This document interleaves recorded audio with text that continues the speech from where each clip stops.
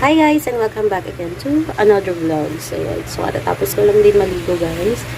And yun, medyo mainit. So andito na rin ako sa kubo. So lagi na ako dito guys kasi diba dito na rin talaga ako nakatira. Ayun, so nag-separate ako. So ganyan lang guys yung itsura ng aking kubo. May bed, may itak, may electric fan. Tapos dito sa labas, mayroon pa kami na ano. Tapos dito banda is yung tindahan ko na ngayon. So, wala pang laman yung tindahan. And early today is nagpakain ako ng baboy kaya maaga ako naligo. Kasi, alam niyo na, medyo maputik sa baba. And, nakikita niyo may pimples tayo. Ayan. So, anyways, magluluto muna tayo ng breakfast. Kasi, parang feel ko ngayon magluto. So, magluluto tayo.